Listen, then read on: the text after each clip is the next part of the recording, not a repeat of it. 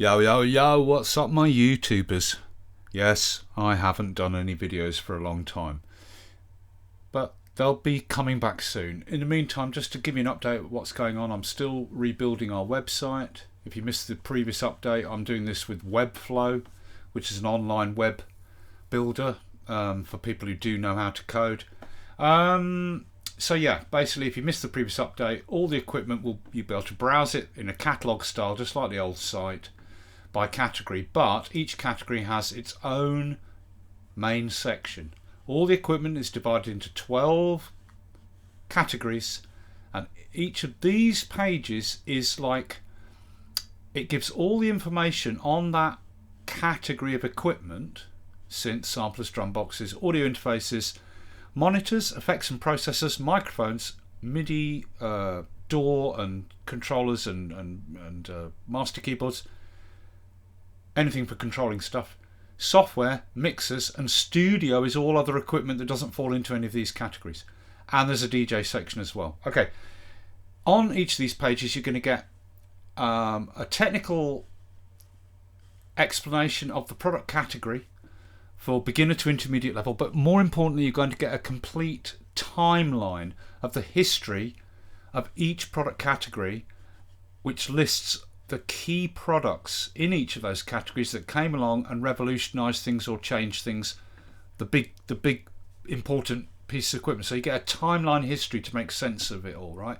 Anyway, I've been doing work on the studio section just to show you. I've started adding preamps. There's much more to add. MIDI boxes, because hardware studios are making a comeback.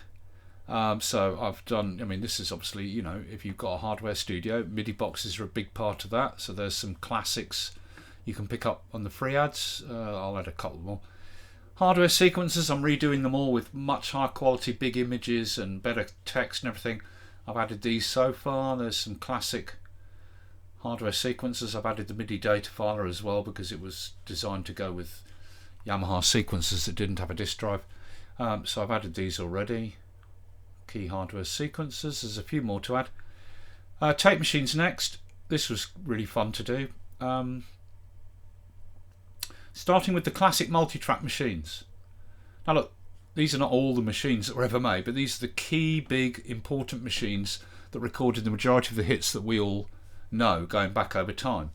So that's the first 8-track, that's the first 16-track, etc. These are like key player machines, right? The Studio A80, the 3M, M79, the Studio 800, the Ampex ATR124. These are like the machines that were the big workhorse machines of studios. Okay, I've put the little Soundcraft in there, Sony MCI JH24, and of course the Otari MTR90. There's a couple more to add there, but it's giving you some sense of the history of the key machines. Okay, next, the budget machines that revolutionised recording, that brought the price down. Now I've put the Studio A80 in there in 8-track configuration because all these big multi-tracks could be used as either a 1-inch 8-track or a 2-inch 16 or 24-track by changing the head assembly for either 1 or 2-inch tape and then adding as many amplifiers and meters as you needed to cover the tracks. Okay, so that's the Studio A80 in 8-track format. I put it in there just because it's an example of an 8-track machine, but it's not a budget machine. Okay, there's the first 4-track with SimulSync, the famous TAC 3340 and the upgraded 3440. The Soundcraft SCM 1-inch 8-track with the removable transport and control panel. That was used by the BBC Radiophonic Workshop famously. Brennel was a British company that made tape machines going back, oh god, to the 40s or 50s or wherever it was. Soundcraft bought them in the 70s and this came out, the Brennel Mini 8. Hugely important machine, 1-inch 8-track that launched 1,000 backstreet studios. Okay, Otari made loads of half and 1-inch 8-tracks, but that to me is the daddy of all the Otari 8-tracks, the MX 7300. Absolute beast of a machine. Then there's the famous and very revolutionary TAC 88. Okay, first half-inch 8-track recorder. Absolutely groundbreaking machine. Famously used to record all the Star Wars sound effects, but major bands released hit records recorded on this machine. That was followed up by the Tascam 38, which is the upgraded version of that machine. I'll put the Tascam MS16 in here because you can see it's a serious machine. I've got to write the blurb for it, but it was a 16 track on 1-inch tape, narrow format. Normally 16 track would be on 2-inch tape, so it's kind of like a budget machine. I put the 388 in because it's absolutely crackers, but it's a 1/4-inch 8-track reel-to-reel under the cover there, with the transport bolted to a mixer. Absolutely insane product, but there it is, like a giant port studio. Then the 3 massively important Fostex 1/4-inch 8-tracks, and then we get into the 1/2-inch 16 tracks again, hugely revolutionary. So the B16 followed by the E16. Tascam came back with the MSR16, which was their 1/2-inch 8-track, 16 track, sorry. And then Fostex came back with the G16, even more beefed up. And there was an S version of this that followed with Dolby S. Then the next revolution, Tascam released a 24 track on 1-inch tape. Absolutely groundbreaking. 1990 that was. It was followed a year later by the S version, which used Dolby S rather than DBX that's used on this. In that same following year, after this was released, 1991, Fostex fired back with their 1-inch 24 track, the G24S, because from the get-go it had Dolby S, which came out about 1990. Okay, Dolby S was like a much better noise reduction system derived from the Dolby SR Professional noise reduction system. Okay, then I've added these 2 rare machines because they do count as budget multi-tracks. The E8, which is basically the Fostex B16 motor system and mechanics, pulling 10.5-inch NAB adapter spools, but no matter what Gear Sluts tells you, this was a 1/4-inch 8-track, but a much beefed up version, right? Anyway, very rare, you hardly ever see them, and that was the Tascam TSR8. Tascam's last 1/2-inch 8-track, semi-pro.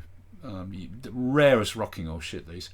And then we end with the ADATs, the revolutionary ADATs. 48K digital recording on 8 tracks using a VHS tape transport. Absolutely revolutionary. These machines could equal or better the signal-to-noise ratio, the dynamic range. Certainly they could massively better the noise and the wow and flutter, because there was none. It was immeasurable. So these machines could equal the sound quality of the major 2-inch 24-track machines, but they could be afforded by home studios. You could use a special synchronizer cable to link them together without sacrificing any of tracks to timecode. No special syncing box required, you just bolt them together with the sync cable. And you could link up to 16 to get 128 tracks of digital. You could even bounce tracks digitally between different tracks on the same or other machines synced, all in the digital domain. But people wouldn't link 16 of these together, but you could get 3 of them, sync them together to get 24 tracks of digital for 10 grand. Unbelievable. Hugely important machine. Even came with its own little remote control. And then after that came the ADAT XT, a more beefed up version. And there was a final ADAT I've got to add, and that's your tape machine. So yeah, I'm building the sections, we're getting there. I've done a bit more work on started the controller page. I've added door controllers. There's a couple more to add, but these are the key door controllers. Yeah, over time there's more to add. What else have I done work on? In the effects section, reverbs, not just the expensive stuff, but the key budget items as well. Same with delays and echoes. Includes the key budget items. There's more to add. Multi-effects units, compressors, the big classics as well as the budget stuff that really sold. More to add there. Effects and filters, EQ and filters, and this starts with all the classic EQs from the modules that we can get in rebuilt form or plug-in form. So the classic Neves, classic APIs, the later Neves, Helios, the Pultec EQP1A, Trident A range EQ, the Sony Oxford EQ, the E and G series EQs from the SSLs. I've put in things like the Clark Technics because they just sold so many. You can find these on PAs and in studios all over the world. I put the Massive Passive, the Massenburg, the Sontec, the Masselect. You know, I've got others to add, but these are like key EQs and what have you. And also, obviously, for beginners, you've got to explain about the whole rack system and the API 500 series lunchbox, which is now the industry standard. But there were other rack systems, so I've covered that. There's the Scamp rack system by Audio and Design. Audio and Design also did the famous bus compressors for the Helios consoles, amongst other things. The Rebus system, the DBX system, the Studio Master system, and even the Boss Micro rack system. Don't turn your nose up at those little Boss Micro rack units. They've really got a sound, they really do. Remember, it's Roland Tech inside those. And then finally the API Lunchbox, the one that's now become the industry standard. So yeah, I've been doing more work on other pages. I've done more work on the sampler page. There's your 8 and 12-bit early samplers, the key players. There's your 16-bit samplers, the key players. I've now done the entire MPC series. Hang on, just click and reload it to get the images right. That's just the entire MPC series in sequence with very high quality images.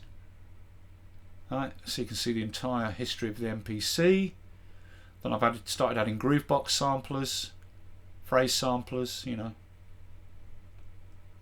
And that's that. So I've done a bit more work on that. Yeah, you know, I'm just getting there. Oh, I've done some controller stuff as well. Started that page on MIDI controllers. I've started adding the DAW controllers. These are like some of the key players in early DAW control that I've added already. There's more to add. Yeah, and all that. So we're getting there. Lots more stuff to add. But yeah. And the DJ page, I'm getting some DJs to help me with that, who really know about the history of DJ mixers and any decks that I've missed, because I'm familiar with decks but not DJ mixers. So I've added a bunch of decks already and the history of the Technics Direct drive deck, where it comes from, and the whole thing with the OEM hand pin decks and all that. But some DJs are going to help me with the DJ mixers and also with the DJ software and hardware DJ controllers and all the rest of it. Yeah. So that's where we are, just to let you know it's still going on. When I've finished all these pages, I'm going to do a lecture on each section in video format, so that if people are not, because some people out there don't like reading, so I'm going to do a video on each of these sections, talking about it, explaining the technical stuff for beginner to intermediate level, and talking you through the history of the release of these products in different categories, so you get a sense of the history of equipment. Okay, but I'll do that when it's all finished. Alright, anyway, that's just letting you know what's going on, guys. There's some videos that will be coming soon. I've mixed and mastered a band over the last few months, but I can't do a video on that until they've got their digital release out. So that's coming out soon on Apple Music and Spotify and all that, and then I'll be adding a video on mixing and mastering their stuff. Okay, and other stuff to come. Anyway, just letting you know what's going on. See you soon. See you.